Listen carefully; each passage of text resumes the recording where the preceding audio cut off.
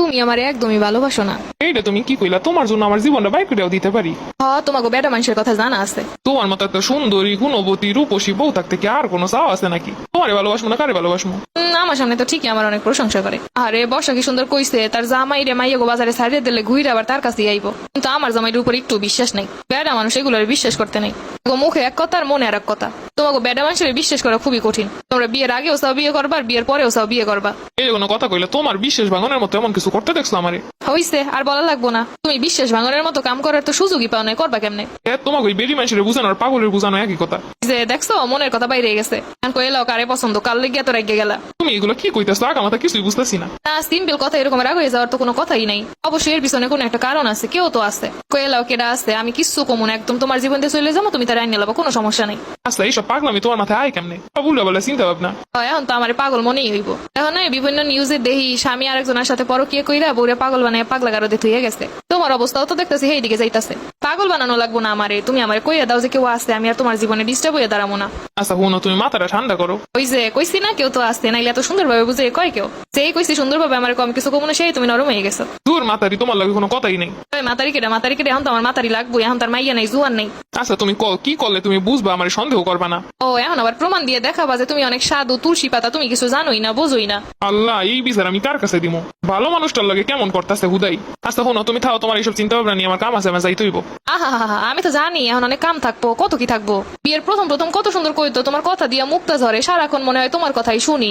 হয় এখন সেই মুক্তার বদলে পাথর শুকতাছে। প্রথম সময়ের মতো যদি সুন্দরভাবে কথা কইতা তাহলে তার এরম নিত না।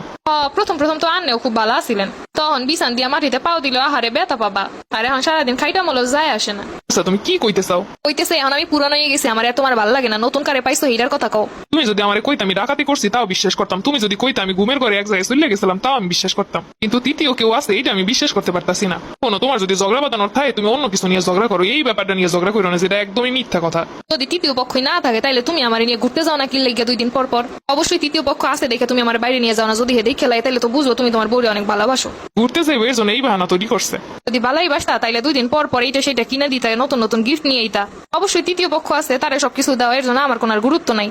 তৃতীয় পক্ষের কথা এই মাত্র মনে পড়ছে। দেখছো সবসময় খোঁজাইতে থাকলে সত্যি কথা ঠিকই বাইরে আয়। এতক্ষণ কইছে কত সুন্দর কইরা কেউ নাই কিছু নাই, এতক্ষণ পরে খোঁজাইতে খোঁজাইতে সত্য কথা মাত্র বাইরে আইছে। আগে আমি তো জানতাম, এখন কোন তার ঠিকানা কই, তার আমি রাইনা দিয়ে আমি চইলা যাই। আইনা তো দেওয়া লাগবো না, সে তো অলরেডি আসতেই আমাকে মধ্যে। কই কোন জায়গায় দেখা যাইতেছে না। ঘরের মধ্যে লুকিয়ে রাখছেন, অথচ আমারে বুঝতেই দেন নাই। তোমার মাথায় মগজ থাকলে তো ঠিকই খুঁজে পাইতা। তুমি কিন্তু আমার অপমান করতে করতে আর কিছু বাকি রাখতেছো না। ওই বাইক করে সেই তৃতীয় পক্ষ তার হাতে তুইলা দিয়ে আমি এখনই চলে যাবো। কি কো? তোমার মনে করছে আমি চালাক? তুমি এখনো পর্যন্ত খুঁজে পাইলা না যে কই আমাকে তৃতীয় পক্ষ? এই যে তোমার আমার ভিতরে সারাক্ষণ অশান্তি বাদায়, সেই ইবলিশটারে এখনো তুমি দেখতে পাইলা না? আমি তো মনে করছি আমি না দেখতে পাইলো, তুমি মনে হয় দেহ। বংশ আলাদা হইলেও স্বভাব তো একই, তোমাকে তো পরিচয় অনেক কথা। তুমি কিন্তু অতিরিক্ত কই লাইতেছো। শয়তান আর আমি কি এক হইলাম নাকি? তাছাড়া কি আমার মতো একটা নিষ্পাপ বেড়া লাগে তুমি সারাক্ষণ এইসব বিষয় নিয়ে এরকমের করো? তুমি আমার এত কষ্ট দিলা, আমার মনের কথা একটু বুঝলা না। আমি চইলা যাবো বাপের বাড়িতে। এই যে শুরু হয়ে গেল ক্যাসেট। আল্লাহ রে, হয়েছে এবার থামো, তোমার লাগে ঘুরতে যা মনে চলো। সত্যি কইতাছো? এগো যে কখন রোদ ওঠে আর কখন মেঘ হয় কখন বৃষ্টি হয় নিজেরাও জানে না। যাই হোক 3 মিনিট ঝগড়া করে এত লাভ হইলো, ঘুরতে যাইতে পারতাছি।